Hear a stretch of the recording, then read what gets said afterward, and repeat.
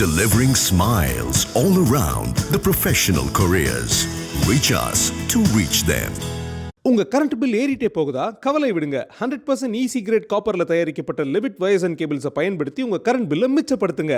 என்றென்றும் நம்பிக்கையுடன் Levit cables and wires. India today C voter கருத்து கணிப்பு வந்து இன்னைக்கு பெரிய பேசுபொருளா மாறி இருக்கு. ஒரு கருத்து கணிப்புலா மாறி இருக்கு. அதுல விதிவிலக்காக ஒரு சிலர் மேல் உள்ள நம்பிக்கை ஒன்றும் அப்படியே இருக்கு. அதுல வந்து முக்கியமானது இந்தியா டுடேயும் சி ஓட்டர்ஸ், அவங்க நாடாளுமன்ற தேர்தலாக இருக்கட்டும், சட்டமன்ற தேர்தலாக இருக்கும், அவர்கள் பண்ற அந்த கருத்து கணிப்புகள்ங்கிறது ரொம்ப ஓரளவுக்கு அந்த ரிசல்ட்டை நெருக்கி ஒத்து போகும். அப்படித்தான் பார்க்கணும். உதாரணத்துக்கு 2024 நாடாளுமன்ற தேர்தலில் அவங்க ஒரு கருத்து கணிப்பு எடுத்தாங்க. தமிழ்நாட்டில் இந்தியா அலையன்ஸ் வந்து 37 தொகுதிகளில் வின் பண்ணும். ஒரு 3 தொகுதிகளில் வந்து இந்தியா அலையன்ஸ் என்டிஏ வருங்கிற மாதிரியான, என்டிஏ கூட அப்போ கிடையாது, அதிமுக பாஜக தனித்தனியாக வருங்கிற மாதிரி ஒரு 3 தொகுதியில் மட்டும் ஒரு டவுட்டில் வச்சுருந்தாங்க. மற்றபடி 37 சீட்ஸுங்கிறது கன்ஃபார்மாக திமுக இந்தியா அலையன்ஸ் வின் பண்ணும் அப்படின்னு போட்டிருந்தாங்க. ஏறக்குறைய அதே மாதிரி நம்ம நெருக்கி வந்துருச்சு. அவங்க அப்படிங்கிறது அதிமுக கூட்டணி, அதாவது இந்தியா அலையன்ஸ் வந்து 32%, 33% அப்படிங்கிறாங்க. இந்தியா அலையன்ஸ், அதாவது திமுக தலைமையிலான கூட்டணி இந்தியா அலையன்ஸ் வந்து 45%, அதிமுக தலைமையிலான என்டிஏ அலையன்ஸ் வந்து 33%. ரெண்டுக்கு கிட்டத்தட்ட 12% வித்தியாசம்.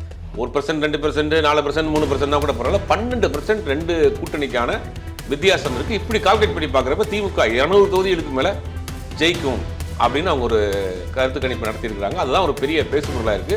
இது இந்தியா டுடே சி ஓட்டர் இந்த கருத்து கணிப்பு வந்து தமிழகத்தில் இருக்கக்கூடிய நாடாளுமன்ற தொகுதிகளை குறிவச்சு நடத்தப்பட்ட ஒரு கருத்து கணிப்பு. அப்படிங்கும்போது இங்கே சட்டமன்ற தொகுதிகள் வந்து அதுலேருந்து வேறுபடும். இப்போ தான் நீங்கள் சொன்ன மாதிரி நாடாளுமன்றங்களுக்கு யார் தேர்ந்தெடுக்கணும் அப்படின்றது வந்து தமிழ்நாட்டை பொறுத்த வரைக்கும் பெரிய ஒரு பார்வை இருக்கு. அப்படிங்கும்போது இங்கே சட்டமன்றம் நாடாளுமன்றம் இதுக்கு பெரிய வித்தியாசப்படும். இந்தியா நல்ல கேள்வி. இந்தியாவிலே பாஜக ஆளக்கூடாது நினைக்கக்கூடிய மாநிலம் தமிழ்நாடு. தமிழ்நாட்டில் எப்படி ஆடுவாங்க? தமிழ்நாட்டில் ஒரு ஃபேக்டர் இருக்குல்ல சார், இப்போ கேஸ்ட் வச்சு ஒரு ஓட்டு போடுறதுக்கு ஒரு விஷயம் இருக்குல்ல சார், அப்படிங்கும்போது அந்த ஓட்டுகளை அதிகமாக பிரிக்கும் இல்லையா? HiQE campus NEET crash 2026 revision attack. எங்க டீச்சர்ஸ் உங்க டைம்ல இந்தியா ரேட்ல. உடனே ஜாயின் பண்ணுங்க. வெறும் ரூபாய் 4720 மட்டுமே. ஆகாயம் தமிழ் நண்பர்களுக்கு அன்பு வணக்கம். நம்முடன் மூத்த பத்திரிகையாளர் திரு சுபைர் இணைந்திருக்கிறார். வணக்கம் சார். வணக்கம் சார். எலெக்ஷன் கிட்ட வந்துருச்சு. நிறைய கருத்து கணிப்புகள் அடுத்தடுத்து வெளியாகிட்டே இருக்கு. பல கட்சிகள் சார்ந்து செயல்படக்கூடிய சேனல்ல வந்து பல செய்திகள் வருது. குறிப்பாக வந்துட்டு ஒவ்வொருத்தரும் அவருக்கு ஏற்றது போல இவர் ஜெயிப்பாரு, அவர் தான் அதிகமாக முன்னிலையில் இருக்காரு, இப்படி பேசுறது நம்ம பார்க்க முடியுது. குறிப்பாக வந்து இந்தியா டுடே சி ஓட்டர் கருத்து கணிப்பு வந்து இன்னைக்கு பெரிய பேசுபொருளாக மாறி இருக்கு. அதில் வந்து அகைன் டிஎம்கே அப்படின்னு ஒரு விஷயத்தை சொல்லியிருக்காங்க. பொதுவாகவே இந்த கருத்து கணிப்புகள்ங்கிறதுக்கான ஒரு மதிப்பு ஒரு காலத்தில் இருந்துச்சு. கருத்து கணிப்புகள்னா அதுக்கு சரியா இருக்கும் அப்படின்னு. கடந்த ஒரு 10-15 ஆண்டுகள் அந்த கருத்து கணிப்புகள் வந்து அது ஒரு நரேஷனை செட் பண்ணக்கூடிய ஒரு கருத்து கணிப்புகளாக மாறி இருக்கு. அதில் விதிவிலக்காக ஒரு சிலர் மேல் உள்ள நம்பிக்கை ஒன்றும் அப்படியே இருக்கு. அதில் வந்து முக்கியமானது இந்தியா டுடேயும் சி ஓட்டர்ஸ், அவங்க நாடாளுமன்ற தேர்தலாக இருக்கட்டும், சட்டமன்ற தேர்தலாக இருக்கும், அவர்கள் பண்ற அந்த கருத்து கணிப்புகள்ங்கிறது ரொம்ப ஓரளவுக்கு அந்த ரிசல்ட்டை நெருக்கி ஒத்து போகும். அப்படித்தான் பார்க்கணும். உதாரணத்துக்கு 2024 நாடாளுமன்ற தேர்தலில் அவங்க ஒரு கருத்து கணிப்பு எடுத்தாங்க. தமிழ்நாட்டில் இந்தியா அலையன்ஸ் வந்து 37 தொகுதிகளில் வின் பண்ணும். ஒரு 3 தொகுதிகளில் வந்து இந்தியா அலையன்ஸ் என்டிஏ வருங்கிற மாதிரியான, என்டிஏ கூட அப்போ கிடையாது, அதிமுக பாஜக தனித்தனியாக வருங்கிற மாதிரி ஒரு 3 தொகுதியில் மட்டும் ஒரு டவுட்டில் வச்சுருந்தாங்க. மற்றபடி 37 சீட்ஸுங்கிறது கன்ஃபார்மாக திமுக இந்தியா அலையன்ஸ் வின் பண்ணும் அப்படின்னு போட்டிருந்தாங்க. ஏறக்குறைய அதே மாதிரி நம்ம நெருக்கி வந்துருச்சு. அவங்க போடுறதை ஒட்டிட்டு தான் ஓரளவுக்கு நெருக்கி வருது. கடந்த நாடாளுமன்ற தேர்தல், சட்டமன்ற தேர்தல், 2019 நாடாளுமன்ற தேர்தல் லிஸ்ட் எடுத்துட்டிங்கன்னா, ஜெனரல் எலெக்ஷன், பொது தேர்தல் எல்லாத்தையும் பார்க்குறப்ப ஓரளவுக்கு அவங்க சொல்கிறக்கூடிய அந்த கருத்து கணிப்புகளும் அந்த ரிசல்ட்டும் ஒத்து போகும், ஓரளவுக்கு மேட்ச் பண்ணி போகும். ஆனால் அது ஓரளவுக்கு நம்பகத்தன்மையான ஒரு விஷயமா இருக்குது. அப்படிப்பட்ட இந்தியா டுடேயும் சி ஓட்டர்ஸும் ஒரு கருத்து கணிப்பு எடுத்துக்கிறாங்க. 39 நாடாளுமன்ற தொகுதிகளையும் போய் ஒரு சர்வே பண்ணியிருக்காங்க. அதில் முக்கியமான சாம்பிள்ஸ் எடுத்து சர்வே பண்ணியிருக்காங்க. அதில் இந்தியா அலையன்ஸ் திமுக கூட்டணி வந்து கிட்டத்தட்ட 45% அப்படிங்கிறது, அதிமுக கூட்டணி அதாவது என்டிஏ அலையன்ஸ் வந்து 32%, 33% அப்படிங்கிறாங்க. இந்தியா அலையன்ஸ், அதாவது திமுக தலைமையிலான கூட்டணி இந்தியா அலையன்ஸ் வந்து 45%, அதிமுக தலைமையிலான என்டிஏ அலையன்ஸ் வந்து 33%. ரெண்டுக்கு கிட்டத்தட்ட 12% வித்தியாசம். 1%, 2%, 4%, 3% கூட பரவாயில்ல, 12% ரெண்டு கூட்டணிக்கான வித்தியாசம் இருக்கு. இப்படி கால்குலேட் பண்ணி பார்க்குறப்ப திமுக 200 தொகுதிகளுக்கு மேல ஜெயிக்கும் அப்படின்னு அவங்க ஒரு கருத்து கணிப்பு நடத்தியிருக்கிறாங்க. அதுதான் ஒரு பெரிய பேசுபொருளாக இருக்கு. ஒரு நம்பகத்தன்மையான விஷயங்களை தொடர்ந்து கருத்து கணிப்புகள் எடுத்து வெளியிடக்கூடிய ஒரு நிறுவனத்தில் அந்த மாதிரி வந்திருக்கு. அது அந்த தரப்பில் பெரிய அளவில் அது ஒரு பேசுபொருளாக மாறி இருக்கு. இதுக்கு முன்னாடி, இந்த கருத்து கணிப்பு வர்றதுக்கு சில நாட்களுக்கு முன்னாடி, சாணக்கியா, ரங்கராஜ் பாண்டேவால் நடத்தப்படக்கூடிய சாணக்கியாவும் தினமலரும் 2 காம்பினேஷனில் ஒரு கருத்து கணிப்பு எடுத்ததாங்க. அதில் வந்து பார்த்தீங்கன்னா திமுக கூட்டணிக்கு வந்து 34% ஆகும், அதிமுக கூட்டணிக்கு 36-7%. அவங்க 1% 2% தான் வித்தியாசம். பார்த்தீங்கன்னா அதிமுகவும் சரிப்படத்தோடு இருக்குது, 2% தான் வித்தியாசம்.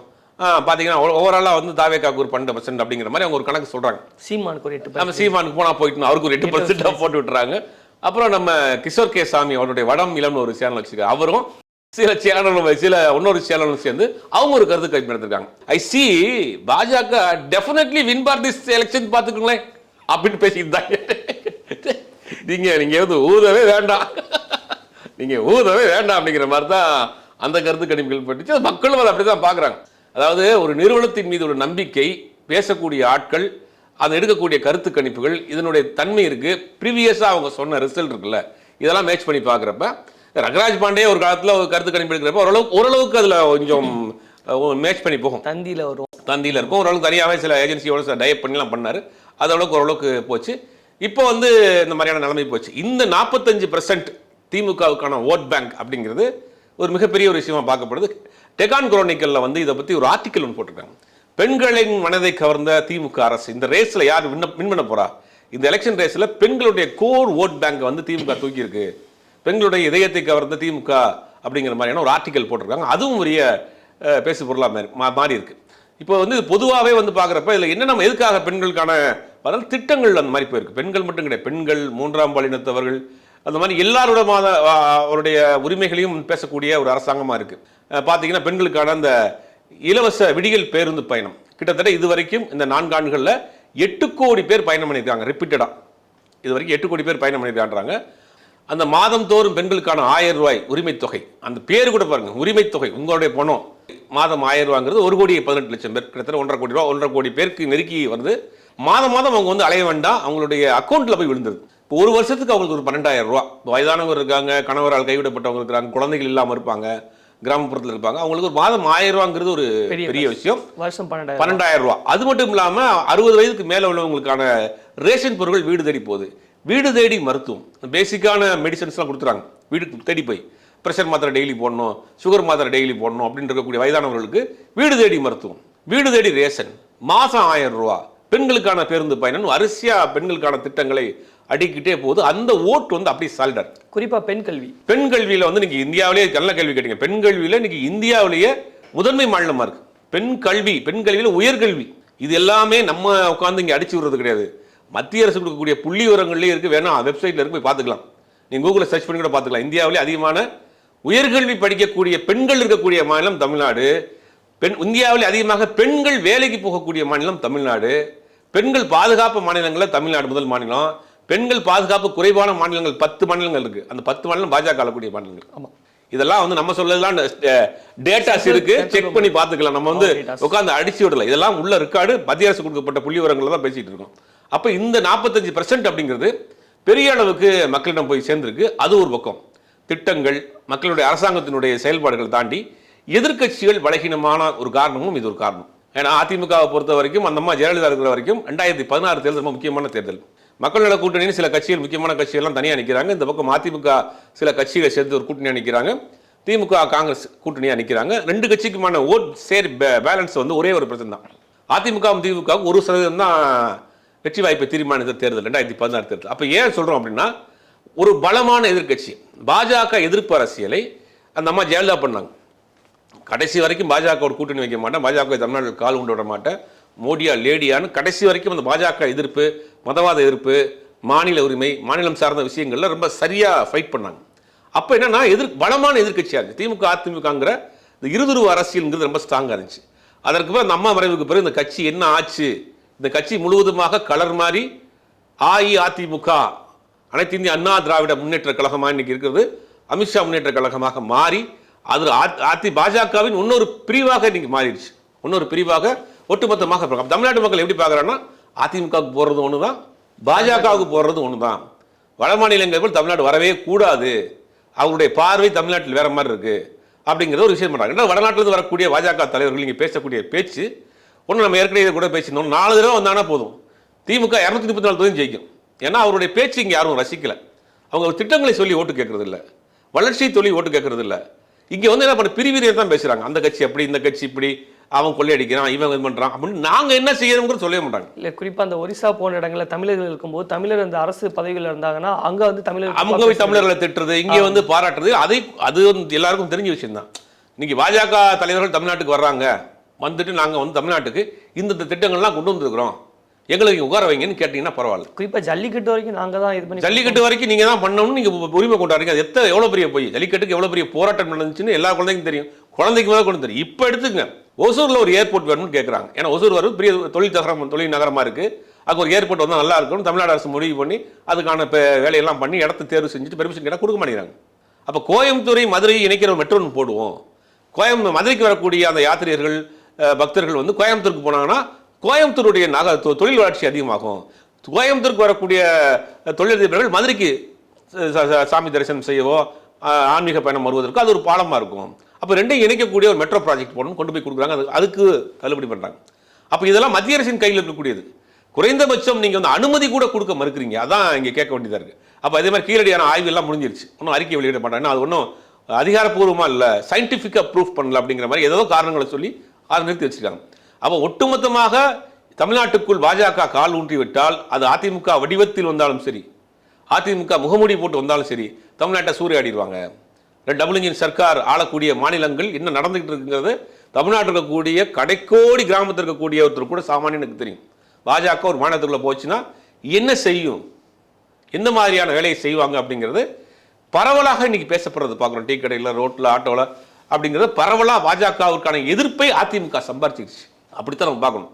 ஒருவேளை அதிமுக தனியாக வேறு சில கட்சிகளை சேர்ந்து கூட்டணி போட்டு வலுவா திமுக எதிர்க்க மாதிரியான திமுக அரசியலை இவர்களும் கையில் எடுத்து இன்னொரு திராவிட கட்சியா அந்த மாதிரி திமுக அரசியல் வேண்டாம், அந்த மாதிரி ஜெயலலிதா அரசியலை முழுவதுமாக நீங்க கையில் எடுத்துட்டீங்கன்னா உங்களுக்கான அந்த வாய்ப்புகள் இருந்திருக்கும். இப்போ நீங்க அம்மாவின் ஆட்சியை கொண்டு வரணும்னு நிறைய பேர் பேசிட்டு இருக்காங்கல்ல, அம்மாவின் ஆட்சியை கொண்டு வர விடுங்க. அம்மாவின் கொள்கையை முதல்ல நீங்க கொண்டு வரீங்களா? அந்த அம்மாவுடைய கொள்கை என்ன? மாநில உரிமை, திராவிட அரசியல், மொழி அரசியல், பாஜக எதிர்ப்பு அரசியல், மதவாத எதிர்ப்பு அரசியல் கரெக்டாக பண்ணாங்க. நீ பண்ணீங்களா? ஒட்டுமொத்தமாக நீங்கள் வந்து அங்கே போய் சரண்டர் ஆகி கிடக்குறீங்க. நேற்று வரைக்கும் எதிர்த்துக்கிட்டு இருந்தால் டிடி வித்தியாரன்னா நாளைக்கு கொண்டு ஒன்றா சேர்த்து வைக்கிறீங்க. எதுக்கு போனீங்க, எதுக்கு சேர்த்தீங்க, எதுக்கு அந்த கட்சியிலிருந்து விலகி போய் இன்னொரு கட்சி ஆரம்பிச்சிங்க, அதிமுக மீட் எடுக்கணும்னு மீட் எடுத்துட்டீங்களா? எதுக்குள்ளே வந்தீங்க? அப்போ ஒட்டுமொத்தமாக பாஜகவினுடைய ஒரு அணியாக போனதுனால எதிர்கட்சிகளுடைய பலகீனமாகி விட்டது, பலம் இழந்து விட்டது. கூட்டணியும் பெருசாக இல்லை. கூட்டணி யார் இருக்கா? அதிமுக பாஜக தவிர வேறு சொல்லிக்கொள்கிற மாதிரி இந்த கட்சியும் இல்லை, 1% உள்ள கட்சிகள் தான். அப்போ இதெல்லாம் வந்து திமுகவுக்கு ஒரு பெரிய கெயின். சரி, இடையில ஒருத்தர் வந்தார் புதுசா, விஜய்ங்க ஒரு ஃபேக்டர் இருக்கார், அவர் வந்து ஏதாவது பண்ணுவார் மாற்று அரசியல் பார்த்தா அவர் பிரச்சனையே அவர்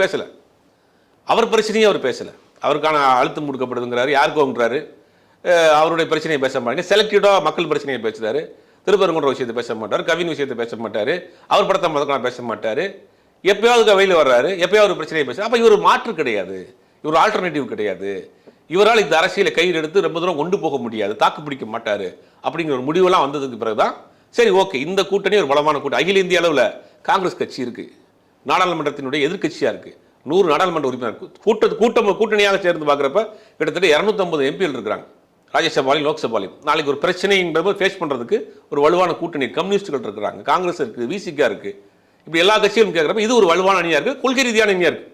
இவங்க அந்த ஒத்த புள்ளியில் தான் நிற்கிறாங்க. மதவாத எதிர்ப்பு, பாஜக எதிர்ப்பு, மாநில உரிமை, மொழி சார்ந்த பிரச்சனைகள் இந்த கூட்டணி ஸ்ட்ராங்காக இருக்குது. 1000 பிரச்சனை வந்தாலும் இந்த விஷயத்தில் அவங்க ஒரு பிள்ளையை நிற்கிறாங்க. அப்படிங்கும்போது இந்த கூட்டணிக்கு நம்ம போடுவோம் அப்படிங்கிறதுனால இந்த 45%ங்கிறது இன்னைக்கு வரக்கூடிய கருத்து கணிப்பாக இருக்குது. சி ஓட்டர்ஸ் இந்தியா டுடேங்கிறது வந்து ஏற்கனவே வந்த ப்ரீவியஸான நம்ம கருத்து கணிப்புகளை பார்க்குறப்ப இது ஒட்டி போகுது. இந்தியா டுடே சி ஓட்டர் இந்த கருத்து கணிப்பு வந்து தமிழகத்தில் இருக்கக்கூடிய நாடாளுமன்ற தொகுதிகளை குறிவச்சு நடத்தப்பட்ட ஒரு கருத்து கணிப்பு. அப்படிங்கும்போது இங்கே சட்டமன்ற தொகுதிகள் வந்து அதுலேருந்து வேறுபடும். இப்போ உதாரணத்துக்கு நீங்கள் சொன்ன மாதிரி நாடாளுமன்றங்களுக்கு யார் தேர்ந்தெடுக்கணும் அப்படின்றது வந்து தமிழ்நாட்டை பொறுத்த வரைக்கும் ஒரு பெரிய ஒரு பார்வை இருக்குது. அப்படிங்கும்போது இங்கே சட்டமன்றம், நாடாளுமன்றம் இதுக்கு பெரிய வித்தியாசப்படும். இந்தியா நல்ல கேள்வி. இந்தியாவிலே பாஜக ஆளக்கூடாது நினைக்கக்கூடிய மாநிலம் தமிழ்நாடு இருக்கு. தமிழ்நாட்டில் எப்படி ஆளுடுவாங்க? இது எனக்கு தெரிஞ்சு கூடுதலாக வரும்னு நினைக்கிறேன். 50% மேலே போகும் போல. இந்தியாவுக்கே பாஜக வரக்கூடாதுன்னு நினைச்சு தான் 45% வாக்களிச்சிருக்காங்க. தமிழ்நாட்டுக்கு வரணுமான்னு கேட்டால் 50% போட்டிருப்பாங்க. தமிழ்நாட்டில் ஒரு ஃபேக்டர் இருக்குல்ல சார், இப்போ கேஸ்ட் வச்சு ஒரு ஓட்டு போடுறதுக்கு ஒரு விஷயம் இருக்குல்ல சார், அப்படிங்கும்போது அந்த ஓட்டுகளை அதிகமாக பிரிக்கும் இல்லையா? எப்படி பிரிப்பீங்க? எடப்பாடி பழனிசாமி வச்சு கொங்கு பகுதியிலேருந்து கொங்கு வாக்குகளை பிரிக்கலாம்னு பார்க்குறீங்க. எடப்பாடி டிடிவி ஓபிஎஸ் வச்சு தென்பகுதியில் பிரிக்கலான்னு பார்ப்பீங்க. இந்த 2 மேஜர் ஓட்டை பிரிச்சா போதுமா? இந்த வட மாநிலங்களில் அன்புமணியை வச்சு பிரிக்கலான்னு பார்க்குறீங்க. அதுலேயும் சிந்திக்கக்கூடிய ஆட்கள்லாம் இருக்க மாட்டாங்களா? இவங்க 2 பேர் காமிச்சு எல்லாம் ஓட்டு போட்டுருவாங்களா? தமிழ்நாட்டு உரிமையில் யாரும் சிந்திக்க மாட்டாங்களா? இங்கே வந்தால் என்ன நடக்கும்ன்றத பார்க்க மாட்டாங்களா? இல்லை அரசியலையும் அவங்களுக்கு தெரியாமல் இருக்கா? அதே போல் பிஜேபியோட ஓட்டு, அதாவது முன்ன வாங்கினத விட இந்த வாட்டி அதிகமாக ஓட்டு வாங்கியிருக்காங்க. லாஸ்ட் டைம் வாங்கும்போது 11% சொல்கிறாங்க. அப்படிங்கும்போது அது பெரிய ஓட்டு. இல்லை, அந்த 11க்கு நான் சொல்கிறேன் கணக்கு. சேரும்போது அந்த 11க்கு நான் கணக்கு சொல்கிறேன். அந்த 11% வந்து பேசிக் 4.5%. பாஜகவுக்கான பேசிக் சாலிட் ஓட்டு 4.5%. அதுக்கு மேலே அண்ணாமலை வந்த பிறகு 2% ஏறி இருக்கும். மேக்ஸிமம் 6% தான் பாஜக அவருடைய ஒரிஜினல் ஓட்டு. அதுக்கு பிறகு 3.5 லட்சம் ஓட்டு வந்து ஓபிஎஸ் வாங்கியிருக்கிறாரு. ஒரு 3 லட்சம் ஓட்டு டிடிவி வாங்கியிருக்கிறாரு. ஏசி சண்முகம் வந்து 2 லட்சம் ஓட்டு வாங்கிட்டாரு. இந்த ஓட்டுலாம் கலெக்ட் பார்த்தாலே கிட்டத்தட்ட 50 லட்சம் ஓட்டு வருது. இந்த 50 லட்சம் இந்த அக்கௌண்ட்டில் சேர்த்துட்டாங்க. ஏன்னா நம்ம கணக்கு தான் அப்படி. அப்போ தனிப்பட்ட செல்வாக்கள், தனிப்பட்ட கட்சி, அது தனிப்பட்ட அமைப்பு, அவர்கள் வாக்க வாங்கினு இந்த போகிறாங்க. அதெல்லாம் பார்த்தீங்கன்னா 11%. அப்போ அந்த 11% அண்ணாமலை இன்னைக்கு ஆக்டிவாக இல்லை. தேவநாதன் யாதவ் இன்னைக்கு கட்சியிலே இல்லை. இல்லை, அவருக்கும் பெரிய ஓட்டு இருக்குமான்னு சொல்ல முடியாது. இல்லை, 1% 2% அது கொண்டு வந்தாப்புலன்றேன். வளர்ச்சியை கொண்டு வந்தார். இப்போ அவரே நீங்கள் ஓரம் கட்டிட்டீங்க. இப்போ ஏசி சண்முகம் வந்து என்ன முடிவு எடுக்க போறான்னு தெரியல. இல்லை, பாஜகவுக்கு இருந்தாலும் கூட பாஜகவுக்கான இப்போ வந்து அவருக்கான வாக்குகள் இருக்கும், பாஜகவுக்கு வாக்குகள் விழுகுமான்னு தெரியல. அவரும் தொடர்ந்து பலமுறை முயற்சி பண்ணிட்டே இருக்காரு. இப்போ அவர் நிற்கக்கூடிய இடம் பார்த்தீங்கன்னா வேலூர் தொகுதியில் நிற்கிற, வேலூர் மாவட்டத்தில் வாணியம்பாடி, ஆம்பூரம் தொகுதியில் தான் டார்கெட் பண்ணுறாரு. அங்கே பெருசாக இஸ்லாமியர் வாக்குகள் இருக்குது, தலித்து வாக்குகள், கிறிஸ்தவ வாக்குகள் சரிசமமாக இருக்குது. அப்படிங்கும்போது அவர் பாஜக இல்லாமல் தனியாக என்ன கூட அவர் ஜெயிப்பார். ஏன்னா அவருக்கான ஒரு செல்வாக்கு இருக்குது. அப்படிங்கும்போது இது அவருக்கு மைனஸை தான் ஆகும். அப்போ இதெல்லாம் நீங்கள் கழிச்சிட்டு பார்த்தா பாஜகவுக்கான ஒரு ஓட்டு ஒரு 7-8% ஓட்டு அதிகபட்சமாக. இதெல்லாம் சேர்த்து பார்த்தீங்கன்னா அதிமுக நடந்து முடிந்த நாடாளுமன்ற தேர்தலில் வாங்கின வாக்கு வந்து 1 கோடி கூட கிடையாது, 83 லட்சம் ஓட்டு. இதே இது அந்த அம்மா இருக்கிறப்ப 1,80,00,000 ஓட்டு, 1.25 கோடி, அதாவது 2 கோடி வாக்காளர்கள் இருக்காங்கம்மாங்க. 83 லட்சம் ஓட்டில் எஸ்டிபியும் தேமுதிக கழிச்சிருங்க. கழிச்சிட்டிங்கன்னா ஒரு 70 லட்சம் ஓட்டு கூட வராது அதிமுக. ஆனால் இன்னைக்கு இருக்கிற அதிமுக என்ன இருக்குது? அதிமுக இருக்கக்கூடிய பல தலைவர்கள் வெளியே போயிட்டே இருக்காங்க. தேர்தல் நெருங்க நெருங்க இன்னும் சில தலைவர்கள் வெளியே போவாங்க. செங்கோட்டையன் கிடையாது, வந்து இது ஜேசிடி பிரபாகரன் வெளியே போயிருக்கிறாரு. நிறைய நம்ம சொல்லலாம் லிஸ்ட். இன்னைக்கு பல பேர் வெளியே போயிருக்கிறாங்க. இவர்கள் கூட்டணியை அணுகுகிற முறை ஒன்று இருக்குல்ல, அதுவே மக்கள் மத்தியில் வந்து பெருசாக எடுப்பிடாது, ஜெல்லாகாது. எதுக்கு சேர்ந்தீங்க, எதுக்கு கொண்டு வந்தீங்க? அன்னைக்கு வந்து பாஜக கூட கூட்டணி இல்லை, தனிச்சு நிற்கிறீங்க. கூட எஸ்டிபி இருக்குது, தேமுதிக இருக்குது, 2 கட்சி 3 கட்சியோட நீங்கள் கூட்டணிக்கு போகிறீங்க. 83 லட்சம் ஓட்டு வாங்கியிருக்கீங்க, உங்களுக்கான ஓட்டு. இப்போ நீங்கள் பாஜக சேர்த்துக்கிட்டிங்கன்னா உங்களுக்கு விழுகக்கூடிய வாக்குகள் மைனஸ் ஆகும். அப்படிங்கும்போது எப்படி நீங்கள் வாங்குவீங்க? இப்போ 2வது இதுக்குள்ள குழப்பம் ஒன்று போயிட்டு இருக்கு. இப்போ கூட்டணி ஆட்சி, யார் முதலமைச்சர் அப்படிங்கிறத விஷயத்தை மாறி மாறி போய் சமீபத்தில் வந்தார், பிரதமர் வந்தார். ஒரு இடத்துல கூட அதிமுக எடப்பாடி பழனிசாமி அப்படிங்கிற பேரை சொல்லவே இல்லையே. அப்போ திருப்பி என்டிஏ சர்க்காருங்கிறார். என்டிஏ சர்க்காரை இங்கே கொண்டு வருவோங்கிறார். என்டிஏ சர்க்கார் என்னது? பாஜகவுடைய அரசாங்கத்தை கொண்டு வருவோங்கிறார். என்டிஏ அலையன்ஸ் அப்படிங்கிறாரு. என்டிஏ அலையன்ஸ்னா என்டிஏ எடுக்கக்கூடிய கூட்டணி ஆட்சியை கொண்டு வருவாங்க. அப்போ எப்படியா இருந்தாலும் இங்கே உள்ள வரணும்னு பார்க்குறாங்க. அது தேர்தலுக்காக கூட அவங்களால போய் சொல்ல முடியல. எடப்பாடி பழனிசாமி முதலமைச்சர் ஆக்குவோம், எடப்பாடி எட்டலை மீண்டும் ஆட்சி அதிகாரத்தை கொண்டு வரும்னு நினைக்கிறாங்க. அப்போ இவர்களுக்கு பின்னாடி இருக்கக்கூடிய அந்த இரட்டையிலே அதிமுக இதை காமிச்சு வாக்குகளை வாங்கிட்டு தமிழ்நாட்டில் பாஜக கால் ஒன்றுன்னு நினைக்கிறாங்க. தமிழ்நாட்டு மக்கள் தெளிவாக புரிஞ்சு வச்சிருக்காங்க. அதனால தான் இந்த 45%. உங்களுடைய கருத்துக்களை எங்களோட பகிர்ந்து மிக்க நன்றி. Delivering smiles all around the professional careers. Reach us to reach them. உங்க கரண்ட் பில் ஏறிட்டே போகுதா? கவலை விடுங்க. 100% ஈஸி கிரேட் காப்பர்ல தயாரிக்கப்பட்ட லெவிட் வயர்ஸ் அண்ட் கேபிள்ஸை பயன்படுத்தி உங்க கரண்ட் பில்லை மிச்சப்படுத்துங்க. என்றென்றும் நம்பிக்கையுடன் Levit cables and wires. Hi QE campus NEET crash 2026 revision attack. எங்க டீச்சர்ஸ் உங்க டைம்ல இந்தியா ரேட்ல. உடனே ஜாயின் பண்ணுங்க. வெறும் ரூபாய் 4720 மட்டுமே.